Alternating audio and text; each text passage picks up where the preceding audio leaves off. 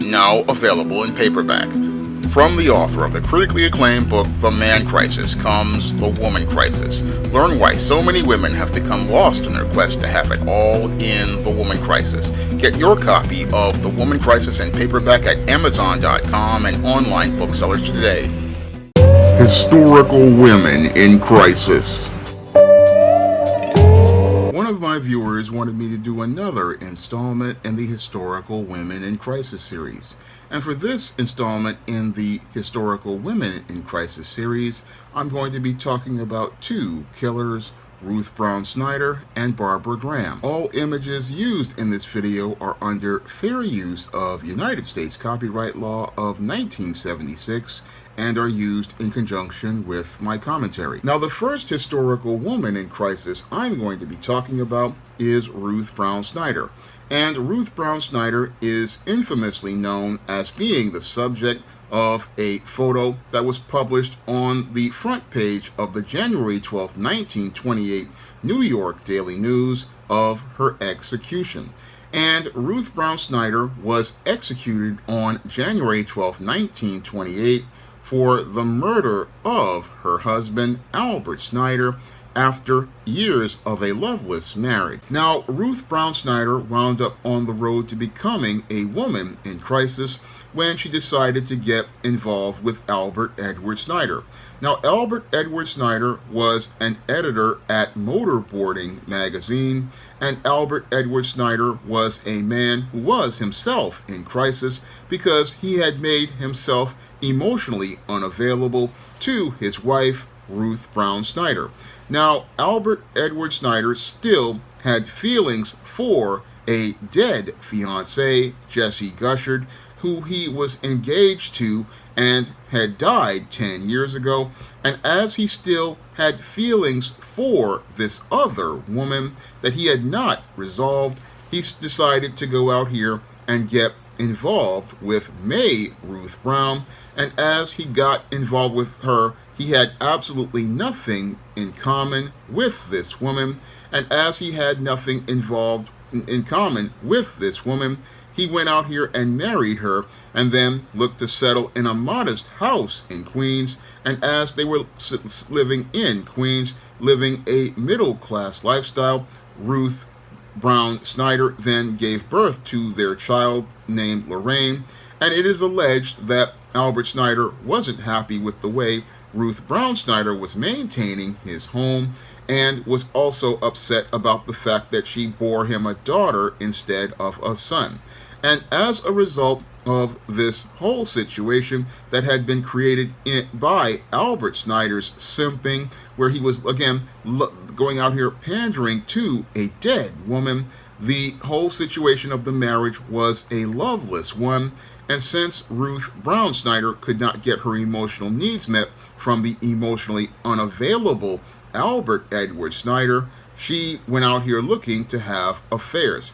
Now, Albert Snyder was a man who was doing very well at that time, working for the Motorboarding magazine as an editor, making over $100 a week. And he, going out here making this kind of money, wanted to make his life appear to be a respectable one. And as he was out here putting up this facade, he was making it look like he was a family man who was doing very well, but his whole life was basically chaos. So Albert Snyder was one of these beta males who was basically trying to keep up appearances. However, as he tried to keep up appearances, the reality was that his wife basically was not satisfied in the marriage. And as she was not satisfied in the marriage, she was out here looking to go out here and have affairs, and looking to have affairs because she was not getting her emotional needs met by her husband. And since her husband was not meeting her emotional needs and made her basically feel powerless in this relationship, what she looked to do was try to get power in a relationship, because she felt that since she could not get her emotional needs met by the beta male that she married, so she looked to find a man that she could go out here and get power over. And as she was looking for a man to go out here and get power over, this is where she went out here and got involved with what I consider to be a Pookie. And as she got involved with this Pookie, who was known as Judd Gray, a short, unassuming man who wore glasses and had a cleft chin and made it look like he was scared, this is where her life took a turn, because this is where she started to look to make a plan to end the life of her beta male husband, Albert Snyder, who was not satisfying her in the marriage. Now, Albert Snyder, again, was one of these beta males who wanted to have a smooth world.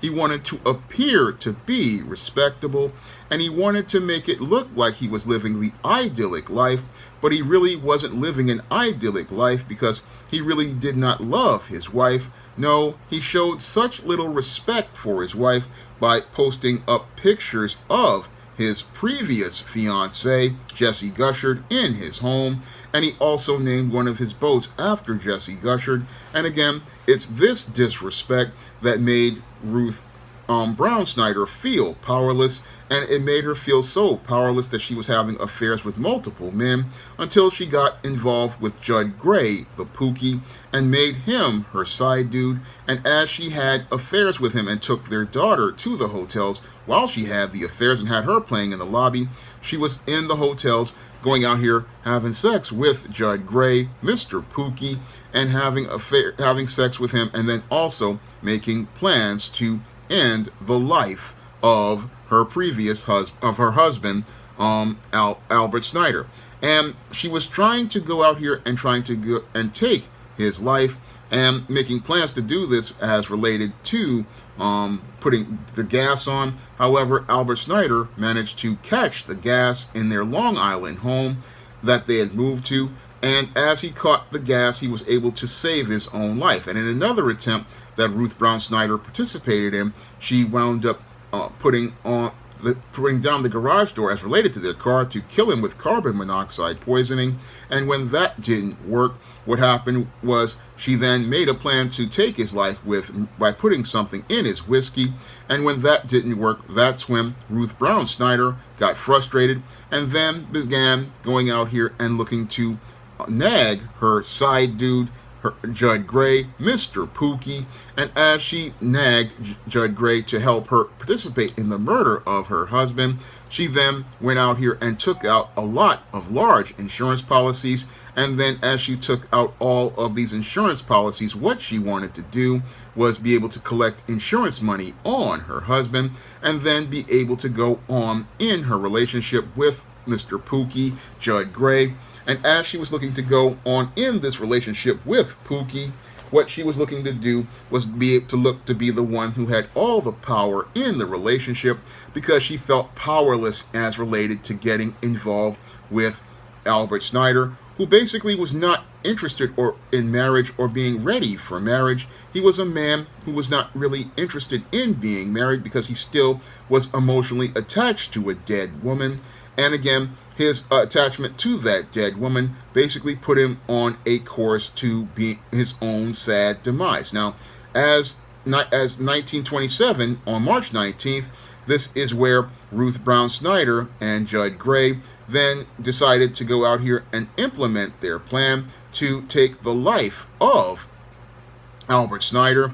And as they looked to take the life of Albert Snyder, what he did was Pookie came through the back door, and then they went out here and then looked to attack Albert Snyder. And as they attacked Albert Snyder, they then went out here and tried to bash his head in with a window sash weight, a dumbbell, and then also went out here and then tied a picture wire around his neck. And eventually, after they wound up smashing the weight on his head, that killed him, and then they strangled him with a picture wire. So after they took the life of Albert Snyder, they then tried to make it look like it was a robbery by knocking over chairs and tying up Ruth Brown Snyder's hands and feet. And then they went out here banging on Lorraine's door, and then the child ran out, and then this is where they called the police. However, as the police came to the scene and investigated things, they then found all of the evidence that showed that there was no robbery. They found most of the items that they said were stolen in a part of the house, and they also found evidence that basically tied them to the murder. Things like Albert Gray's like Judd Gray's tie and tie pin and other items. They found all of these items in the home, and as police began to find this evidence, they began to call this the dumbbell murders, and they called it the dumbbell murders because they basically saw how dumb these two were as related to the alleged murder that they participated in, and leaving all of this evidence behind that basically implicated both individuals. Now, in an effort to try to create an alibi, Judd Gray tried to take a ticket to say that he was in another place. However, they found the ticket stub in the garbage of the hotel that he was in, and that basically showed that he had no alibi, and basically showed that this woman and him were a part of the murder. So, as they were basically cornered by the police as related to their investigation, both parties then began going out here and pointing fingers at each other. And as they pointed fingers at each other, they basically confessed to the crimes. And as they confessed to the crimes, Judd Gray basically showed how much of a beta male he was by just giving up and saying he was ready to die and had nothing to fear. However, Ruth Brown basically threw a fit on the day before she was murdered, and like many predatory women, she then tried to go out here and say that she had found religion, but as the matrons were talking to her, she told them to go to hell, showing us that she basically had not found religion and was not looking to take any sort of accountability for this crime. Now, Ruth Brown Snyder and was known as the Granite Woman for being so domineering over Judd Gray, and he was known as the Putty Man for being so soft. And as both of them again basically were out here, they showed the whole feminist paradigm of the woman who wanted to have power, and because she wanted power and control, she basically thought she could have the right to take somebody's life instead of just divorcing this man. She didn't understand that you could just divorce this man and call it a marriage, and better yet, she could have just said not getting involved with this man. But I believe her hypergamy was the main reason why she wanted to get involved with Albert Snyder, knowing that this man was emotionally unavailable. She thought, oh, she could go out here and create a covert contract where she could have a nice home. She could go out here and live a middle-class lifestyle. Unfortunately, because women are emotional, she felt no emotional connection to this man. And because she felt no emotional connection to this man, because his emotions were tied to another woman, she lost respect for this man. And as she lost respect for this man, this woman then went out here and began plotting his murder. And as she plotted this murder, she looked for a man she could get power over and have her emotions with by being able to emasculate that man. And again, that's why she got involved with Judd Gray, because he was a weak man she could go out here and control and have emotions over and be able to manipulate that man with her emotions. And that's the main reason why she went out here and got involved with Judd Gray. She was looking for the weakest man she could find, and she found that weak man to be a pawn in her game of taking the life of her husband. She was hoping to take his life and then live a life with this side dude where she could have a man in the role of a child and have power over that man. So when I look at the whole case of Ruth Brown Snyder, it really reminds me a lot of the hood rats who get involved with Pookie, and it shows me a woman in crisis who was so caught up in getting power over somebody's life that sadly it wound up costing her her own. And that was shown sadly in the infamous picture in the New York Daily News, which showed the end of Ruth Brown Snyder, a woman who thought she could go out here and get over men, but sadly wound up another infamous woman in crisis. Now, the second historical woman in crisis I'm going to be talking about is Barbara Graham. Now, Barbara Graham was the third woman in California to be executed in the gas chamber for a murder they committed of an elderly widow. Now, Barbara Graham basically wound up on the road to becoming a woman in crisis because she was born to Hortense Ford, a teenage mother who earned her living through prostitution. Now, Hortense Ford basically went out here and gave birth to her and a daughter, and went out here and then married a man named Joseph Wood. And Joseph Wood then went out here and adopted her children and changed their names to Barbara Wood. And as she was out here, because her mother was a prostitute, she was arrested, and then Barbara Graham basically was sent to foster care, where she was beaten and treated poorly, and was also raised by strangers and extended family. And as a teenager, she was arrested for vagrancy and was sentenced to serve time at the Ventura School for Girls, the same reform school where her mother had been. Now, when she was released from reform school in 1939, Barbara Ford then tried to make a life for herself by marrying Harry Kellhammer, a U.S. Coast Guardsman, and enrolled in business college and had her first two children.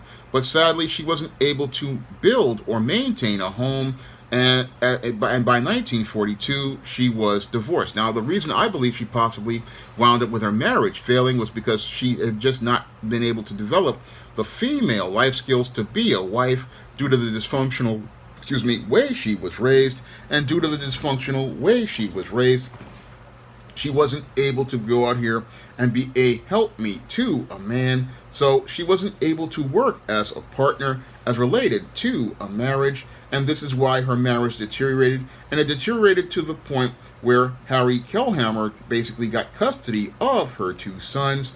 And that really says a statement, because in the 1940s, for a father to get custody of a son, it has to say that this woman basically was not fit for being a mother.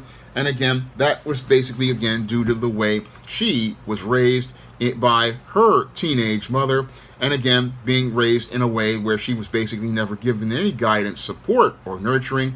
And this is what led to Barbara Graham basically becoming a mercenary type mindset, because that's what happens when women are raised in dysfunctional homes by a mother who was basically a prostitute, and then sent to different homes and different reform schools. She just really didn't have that foundation to make a marriage work, and she tried to make a marriage work with two other men, but each of those attempts just failed as related to maintaining a traditional lifestyle.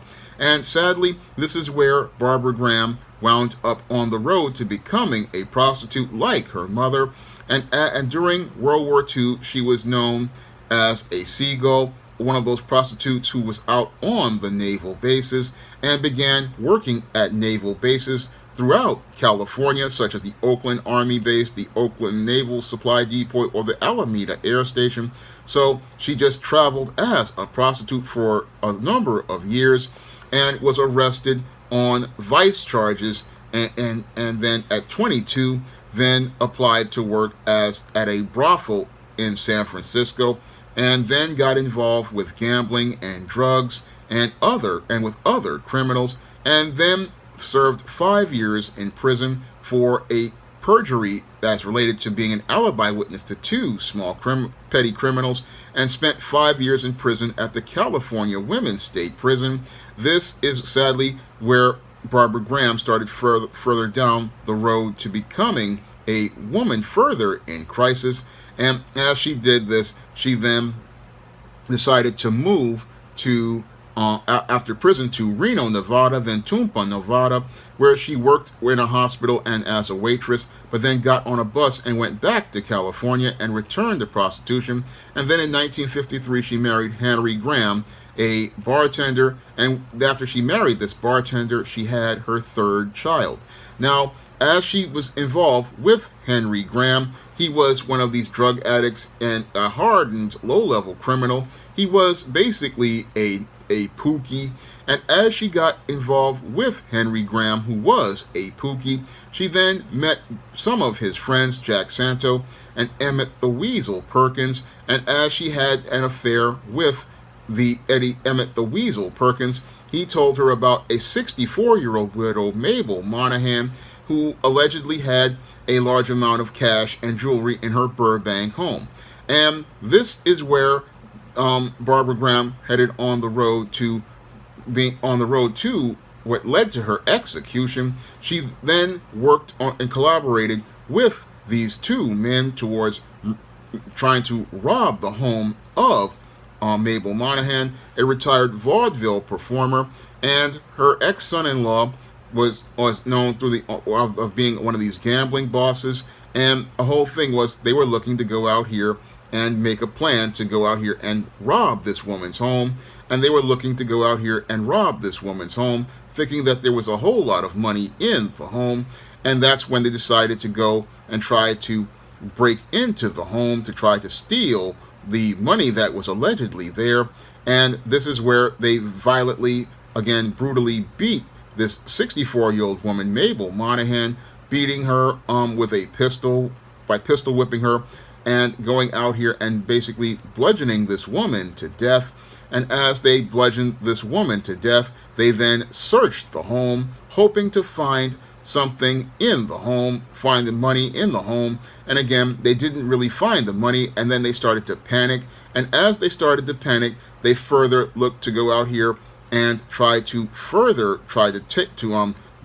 knock out the woman who was the home, Mabel Monahan. They looked to try to knock her out, but Barbara Graham beat Mabel Monahan so badly that she was basically bloody from the pistol whipping. And as they tied a gag in her mouth and were beating her, they basically just took her life and then found nothing of value in the home, because all of the money, which was just basically about $400 and some jewels, they were in a purse in a closet, and they found no money at all and came out with nothing. And as they came out with nothing, they wound up eventually getting arrested. And this is where Barbara Graham became known as Bloody Babs, for the brutal and violent way that she basically wound up beating Mabel Monahan to death. Now, Barbara Graham basically exacerbated her own criminal case by trying to go out here and trying to create an alibi for herself, where she tried to accept an inmate's offer to pay $25,000 to provide her with a false alibi. However, the inmate was actually was connected to the police and was working with an undercover police officer. And this, along with her previous conviction for perjury, basically destroyed Barbara Graham's whole credibility. And as her credibility was basically destroyed, she basically wound up getting convicted for the murder of Mabel Monahan. And as she was convicted for the murder of Mabel Monahan, she basically went out and in the most ignominious fashion as related to her execution. She says, good people are all, her last words were, good people are always so sure they're right. And that was part of her last words. And as the cyanide pellets were dropped to make her death, they told her to take a deep breath to make her death easier. She replied, how the hell would you know? Again, she basically was a woman in crisis, again, due to the dysfunctional way she was raised. And sadly, Barbara Graham went out in the most ignominious fashion, because she just was a woman who just did not know how to function at all. And she didn't know how to function at all, sadly, because of the way she was raised in a dysfunctional fashion. She could not make life work for herself. And sadly, since she could not make life work for herself, she became like mother, like daughter. And because she became just like her mother, sadly, she left this world before, I believe, the same way her mother did. And again, it was a sad, tragic story of what happened as related to Barbara Graham. I mean, Barbara Graham left this earth, again, just out here as related to everything, because she didn't have anybody to teach her how to survive in the world. And she went out in, again, the saddest way. she went out as related to this robbery and was the third person executed in the San Quentin prison. And again, when I listen to her story, it's a story of a woman in crisis. Now, if you want to learn more about what leads to women becoming on the road to becoming women in crisis, you can pick up my book, The Woman Crisis, on Amazon.com in paperback and Kindle format. You can also find The Woman Crisis at other online booksellers like Smashwords, the iBookstore, Google Play, and Barnes & Noble. And if you'd like to see me do more historical women in crisis videos, you can send a donation to the Patreon, the PayPal, or the Cash App by clicking the links in the description box. That's all I have to say for this video. You can comment, rate, and subscribe. Now available in paperback and Kindle Unlimited, The Man Crisis. Learn why so many men are struggling to find their way in an increasingly gynocentric world in The Man Crisis. Get your copy of The Man Crisis in paperback and Kindle Unlimited today. Support Black-owned and Black-operated digital broadcast media. www.niceradionetwork.com. Nice Radio Network, broadcasting 24 hours a day, 7 days a week.